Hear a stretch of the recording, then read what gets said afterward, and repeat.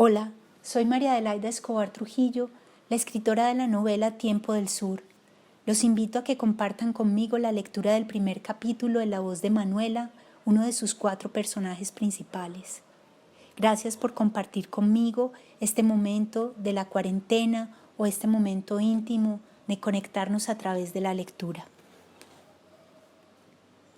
Primero, tiempo de inicio.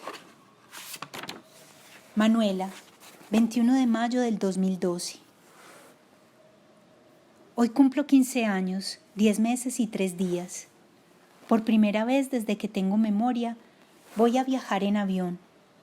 Desde el counter, la señorita de Air Canada llama a los pasajeros de clase ejecutiva mientras nosotros esperamos en silencio a que llegue nuestro turno.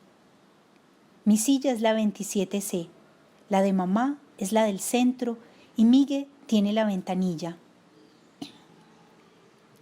A papá le tocó viajar solo en la silla 20F.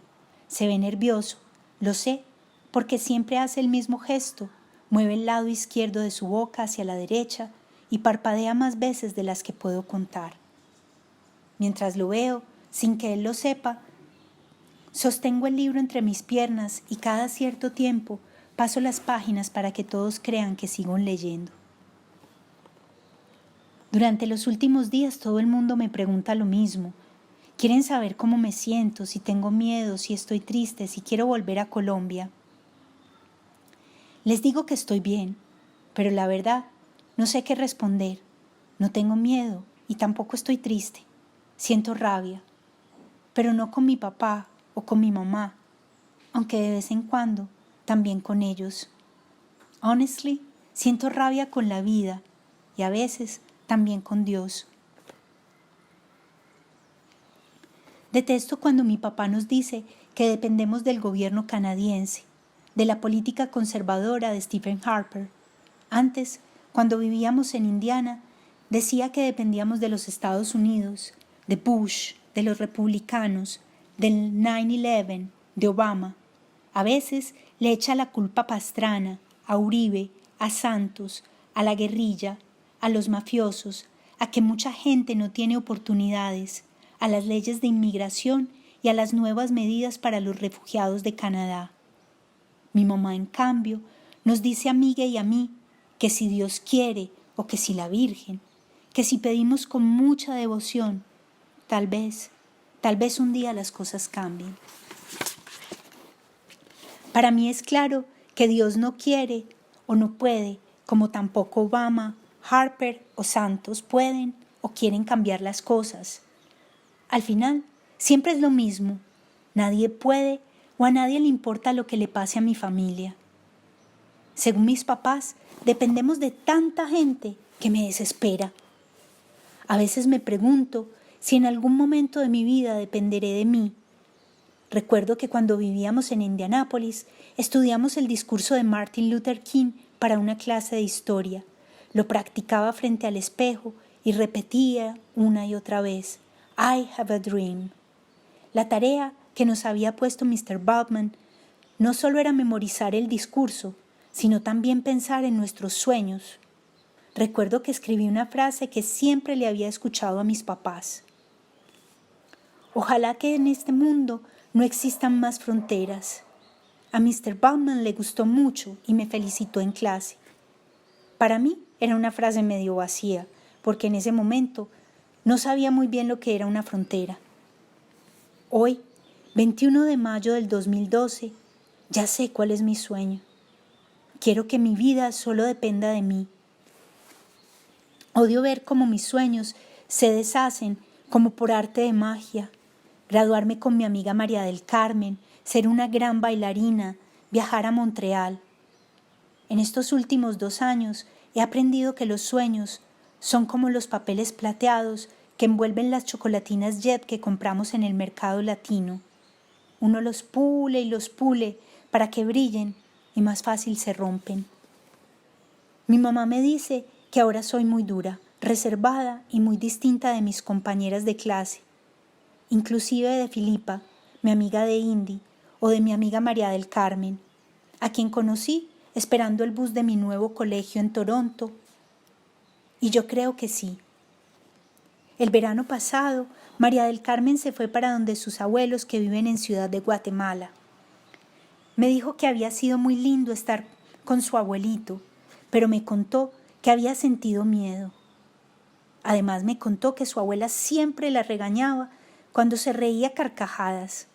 Yo le pregunté por qué la regañaba y me respondió que su abuela era muy seria, que siempre le repetía a su mamá que la tenía muy mimada.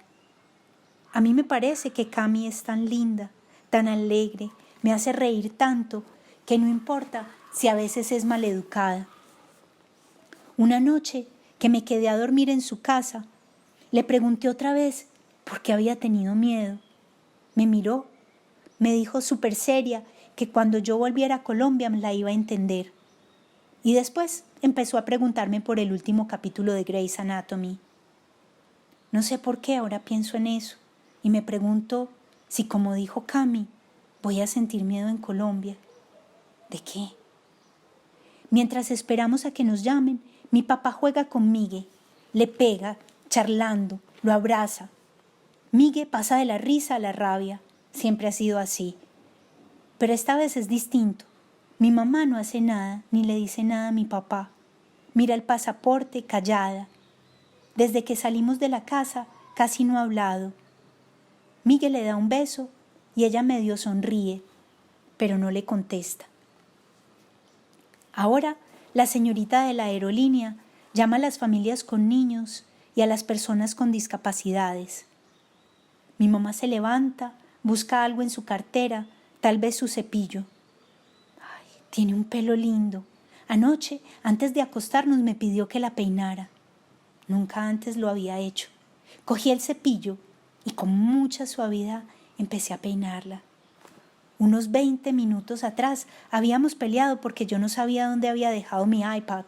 Después, solo pasamos a hablar de las maletas, de la ropa interior que tenía colgada en el baño, del cepillo de dientes que no debía olvidar. En la mañana, como si nada hubiera pasado. Me dijo que les diera las gracias a Julita y a Darío, sus mejores amigos en Toronto, por recibirnos en su casa y ayudarnos tanto desde que llegamos a Canadá. Mami, no me lo tienes que decir. Yo ya les escribí, le dije. Luego seguí cepillándola como si fuera el trabajo más importante de mi vida. Su pelo le llega un poco más abajo de los hombros y solo hasta ayer me di cuenta de que tiene algunas canas. Es castaño oscuro, como ella dice, y me encanta porque es liso, sin ondas y sin caspa. Siempre lo mantiene brillante y bien peinado. Sin exagerar, lo juro. Yo diría que es la más linda de todas las mamás de los estudiantes de mi curso. Su piel es suave y un poco bronceada. Sus ojos son grandes y cafés. Tiene la nariz respingada y un par de pecas en las mejillas. Mi mamá es mucho más bajita que yo. Al menos en eso me parezco a la familia de mi papá. Mis tíos miden más de 1,80 m. Hasta las mujeres son altísimas. Yo no. No soy tan alta como ellas. Solo mido 1,73 m. Y aunque la gente dice que tengo la altura perfecta para ser modelo, yo quisiera ser mejor una bailarina. A los 10 años empecé a bailar 3 horas diarias, pero desde que siempre he bailado. Mi papá me contó que cuando nací, me cargó, me miró a los ojos y luego me dijo: te prometo que vas a ser la mejor bailarina del planeta, porque desde chiquita te voy a enseñar a bailar. Y así fue. Al principio me gustaban las danzas folclóricas. Todavía me gustan, pero cuando empecé las clases de ballet me sentí demasiado feliz, aunque siempre me dolían los pies. ¿Podré estar en clases de ballet cuando viva en Medellín? Al final, todo lo que me importa siempre depende de mis papás y eso me aterra. Mis compañeras dicen lo mismo. Se quejan y se quejan de sus papás. Pero yo no les cuento nada de los míos.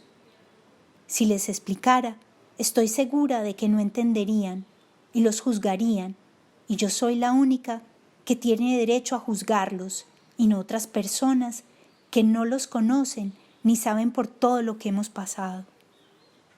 Mis papás son como locos, se equivocan porque hacen todo muy rápido y a veces parece que no pensaran en Miguel ni en mí, en lo que nosotros queremos. Mi papá, Santiago Botero, es un hombre muy fuerte, con unos ojos negros divinos y es muy alegre. Sí, la pura verdad, como dice mi mamá, es que mi papá nos deja medio mareados a todos cuando quiere que hagamos algo. Pero en los últimos meses en Canadá ha cambiado mucho. Está triste, desanimado, no juega conmigo como antes. Y lo peor es que ya ni siquiera quiere bailar conmigo. En los recreos, cuando quiero estar sola, me encierro en el baño, escucho música y me pongo a pensar. Mi mamá dice que mi problema es que pienso demasiado. A veces me dan ganas de llorar. Cierro los ojos y entro en mi burbuja, donde nadie más cabe. Es como si fuera la protagonista de mi canción favorita, Dog's Days Are Over, y solo quiero bailar y cantar lo más fuerte que pueda, sentir que la felicidad me da en la espalda, como esa bala de la que habla la canción. Muevo mis piernas y mis brazos como Florence y una fuerza muy grande me llena el corazón. Entonces los días de perro pasan y puedo dejar de pensar en el colegio, en Cami, en la deportación. Es mi forma de sobrevivir. I run fast for my father, I run fast for my mother and for my brother. Y muevo mis brazos y mis piernas y canto por dentro, pero nadie me oye ni me ve. No quiero que nadie sepa que escucho esos caballos de los que habla la canción. Corro y salto y sobrevivo dentro de mi burbuja y ya no quiero llorar. Recuerdo que la primera vez que escuché mencionar el papelito tenía 7 años. Mis papás hablaban pasito en su cuarto, mientras yo miraba el canal de Disney a Hannah Montana. Mi abuelo estaba en el hospital en Medellín y mi mamá no podía ir a verlo. Yo no entendía por qué. Mi papá le decía que un día iban a tener el papelito, que no se preocupara, que todo iba a salir bien. Pero no fue así. Mi abuelo murió 2 días después y ella no pudo ir a acompañar a la abuela. No olvido la noche en que murió mi abuelo. Mi mamá lloraba y le preguntaba a mi papá si algún día de verdad nos iban a dar el papelito. Salí corriendo a mi cuarto y arranqué muchas hojas de mi cuaderno. En una pinté flores y montañas, que a mi mamá siempre le han gustado. En otra, a ella cogida de la mano del abuelo. Y en la última, un pájaro. Luego le di los dibujos y le pedí que no llorara más. Me acuerdo bien de cada dibujo porque mi mamá todavía los guarda en su mesa de noche y a veces, cuando busco algo en su cajón, vuelvo a verlos y pienso que fue el día más triste que vivimos en los Estados Unidos. No recuerdo mucho al abuelo. Le tenía un poco de miedo, no sé por qué. En el colegio, un día vi un dibujo en una cartilla.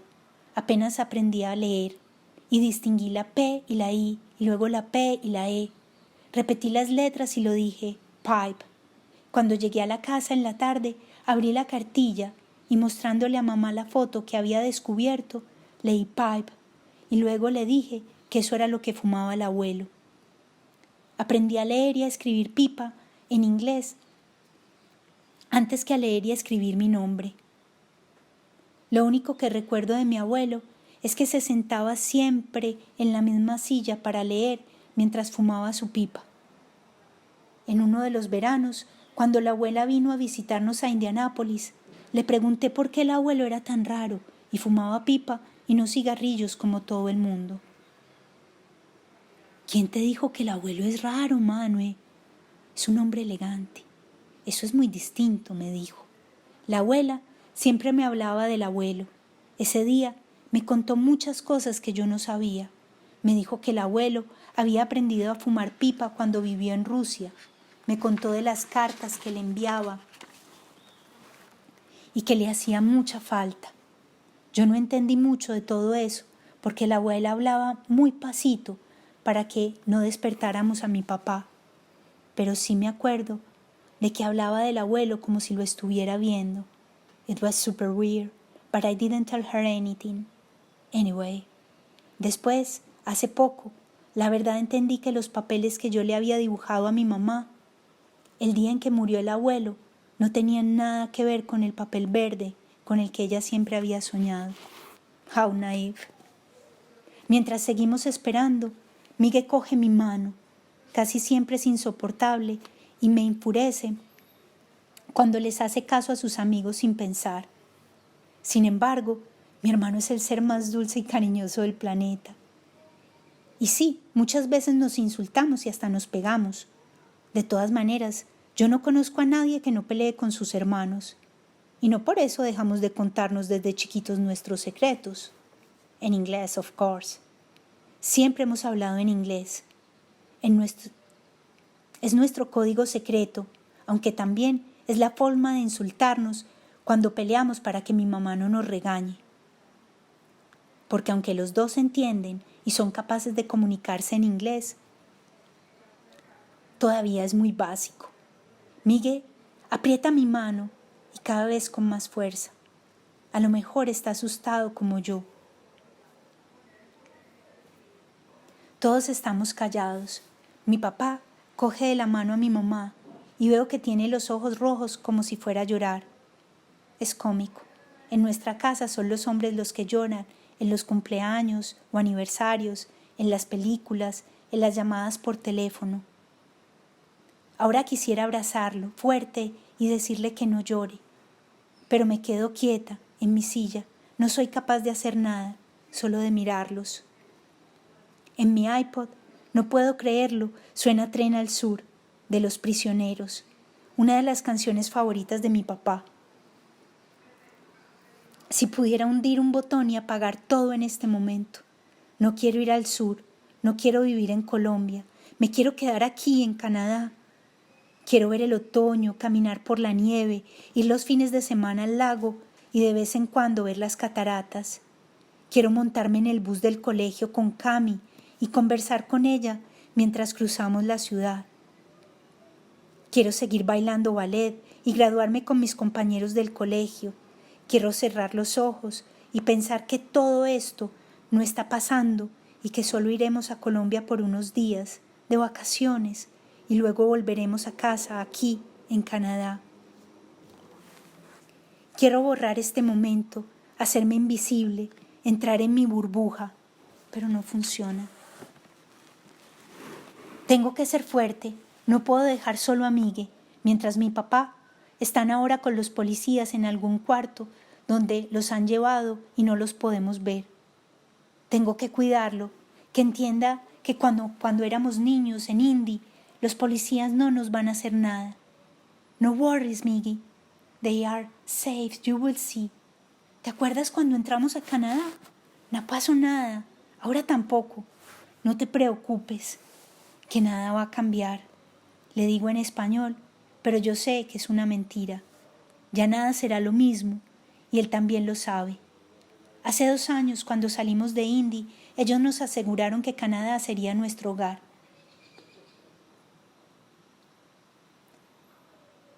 Pero nunca más será así.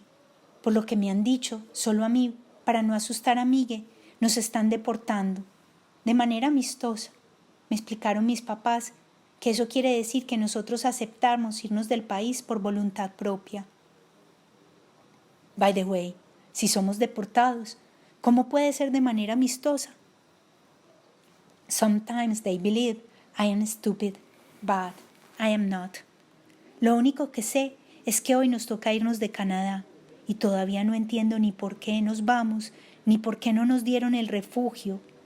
¿Es que somos personas peligrosas o malas? En grado 12 hay un muchacho, Fernando, y todos los estudiantes latinos de mi salón dicen que su papá era guerrillero. Lucas, que también es hijo de papás colombianos, me dijo que el papá de Fernando secuestraba gente inocente, como sus papás, y que por esos putos guerrilleros ellos tuvieron que salir de Colombia. Mis papás nunca han hecho nada malo. Well, just one thing.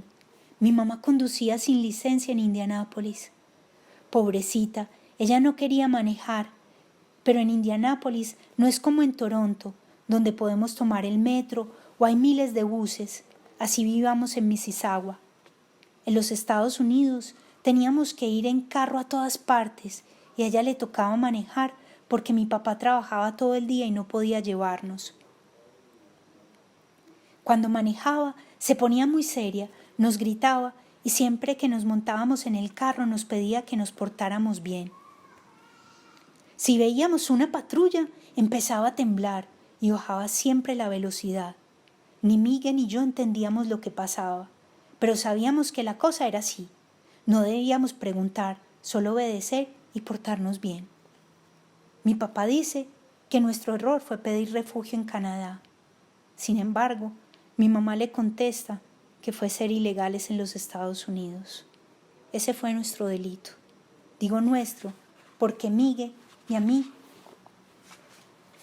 también nos consideran ilegales.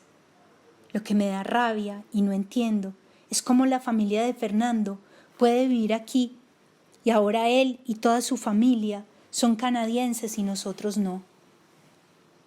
Yo no tengo nada contra Fernando, pobrecito. Lucas sí se la tiene montada, como dice mi papá. Él no hizo nada, nosotros tampoco. Fernando, como Miguel y como yo, salió de Colombia muy pequeño y nunca ha regresado. ¿Qué culpa tiene él de que su papá fuera un guerrillero? ¿Qué culpa tengo yo o tiene Migo de ser un ilegal? Ya casi todos los pasajeros están en el avión, pero mis papás todavía están con los policías mientras nosotros seguimos aquí sentados sin saber dónde están ni cuándo van a regresar. En este momento me encantaría tener una ventana para poder mirar mi futuro. ¿Será que algún día podré regresar? ¿Cómo será Colombia? ¿Me gustará Medellín? No quiero irme. Sé que nací en Medellín. Mi abuela dice que es un valle muy bonito, rodeado de montañas con muchos árboles amarillos y rosados. Yo no me acuerdo. De Colombia solo recuerdo las flores del columpio en la finca de la abuela, al abuelo en su silla, el uniforme de pequitas y a veces, cuando cierro los ojos, una sala de hospital. Nadie habla de mi accidente, ni mis papás, ni mi abuela, tampoco la tía Elisa. No quieren contarme lo que pasó. De vez en cuando tengo pesadillas con esa sala de hospital. Cuando sueño con ella, siento miedo, pánico. Es una sensación más o menos parecida a la que siento ahora. La señorita del counter se acerca y nos pregunta si necesitamos ir al baño antes de abordar. Ambos negamos con la cabeza. Miguel y yo parecemos siameses hipnotizados que solo son capaces de mirar al mismo sitio. Ese pasillo larguísimo por donde pasan miles y miles de personas y por donde no vemos regresar a nuestros papás. Miguel vuelve a tomar mi mano, pero esta vez está como tranquilo. Me dice, "Oh God, thanks." Los oficiales vienen hacia nosotros. Le dan los pasaportes a la señorita del counter. Le dicen que todo está bien, que ya podemos pasar. Le recuerdan que cuando lleguemos a Bogotá, la jefa de azafatas debe llevarnos a la policía y solo en ese momento pueden entregarnos los pasaportes. Uno de ellos es joven, tiene unos ojos verdes hermosos. He is super cute. Su compañero es alto, de bigote y casi calvo. Y es él que nos asegura que hemos hecho lo correcto. Los dos le dan la mano a papá y nos desean suerte. Todo suena tan amable, tan polite, que no parece que nos estuvieran deportando. Las manos de mi mamá están frías como témpanos de hielo cuando coge las mías. Mi papá parece tenerlo todo bajo control. Con un gesto de complicidad con mi hermano, le da 2 puños suaves en el brazo. «¿Entonces qué, hombre?», le pregunta con el mismo tono de voz firme que tiene cuando está contento. «Ok, Daddy, fine. Solo un poquito asustado. Just a little bit», le responde Miguel, siguiendo el juego. La azafata revisa nuestro boarding pass y nos dice que podemos pasar. Quisiera decirle a Miguel que es la última vez que estamos en Canadá. Presiento que es mejor que me quede callada. Tal vez también él lo quiera decir, pero los dos sabemos que muchas veces es mejor quedarnos callados, actuar como si fuéramos ciegos o bobos, sin dejarles ver lo que sentimos o pensamos. Somos los últimos en entrar y el avión está retrasado 20 minutos. That's it. Welcome to Air Canada, dice el anuncio en la pantalla. ¿Has montado muchas veces en avión?, le pregunto a mi mamá, pero está distraída y no me contesta. Para amiga y para mí, esta será como la primera vez. Obvio, estábamos tan chiquitos que ninguno de los dos se acuerda cuando salimos de Colombia. Siempre hemos viajado en carro, recorrimos casi todos los Estados Unidos en nuestras vacaciones de verano, y así también pasamos la frontera entre los Estados Unidos y Canadá. Me encanta viajar en carro, parar en los restaurantes, en Tim Hortons a tomar un frappuccino de vainilla con whipped cream, en Wendy's siempre pedimos fries, en Taco Bell mi mamá y yo compartimos los tacos de pollo. A mí me gusta que todas las ciudades norteamericanas son más o menos iguales. Todas tienen los mismos almacenes, restaurantes, farmacias y áreas de descanso. Cuando voy a Walmart o a Target, me gusta que todas las cosas estén en el mismo lugar, sin importar si es Virginia, South Carolina, Kentucky, Tennessee o Indiana. Y aunque no conozco mucho de Canadá, en Ontario siento lo mismo. Puedo estar segura de que cuando vuelva, si algún día vuelvo, todo seguirá en el mismo sitio. Al lado de Costco estará el mismo almacén de Home Depot y al frente de él habrá un McDonald's. Estoy segura de que al final de este bloque gigante de almacenes, justo en la esquina, seguirá Pierre Import, el almacén de casa favorito de mi mamá. Todo será igual, excepto las vitrinas, la decoración, el estilo. Puede sonar aburrido, pero a mí me gusta pensar que las cosas se quedarán quietas, iguales, esperando a que yo vuelva. Cuando era chiquita y me preguntaban en el colegio de dónde era, siempre contestaba que había nacido en Medellín, Colombia, pero que era de Indy. Siempre he sentido que soy de Indianápolis, de la ciudad de la Fórmula 1, del estado con los campos de maíz más hermosos de los Estados Unidos. Indianápolis es mi ciudad, donde aprendí a bailar y donde todos fuimos felices. Lo raro de todo es que aquí, en Toronto, es donde me gustaría ir a la universidad, donde quisiera casarme y tener hijos, pero no importa. Nada importa. El avión ha despegado y me tiemblan las manos. Recuesto mi cabeza junto a la de mi mamá y cierro los ojos. 6 horas y estaremos en Bogotá. Un día regresaré a Canadá, a los Estados Unidos, lo juro, pero nunca más volveré a ser una refugiada o una ilegal.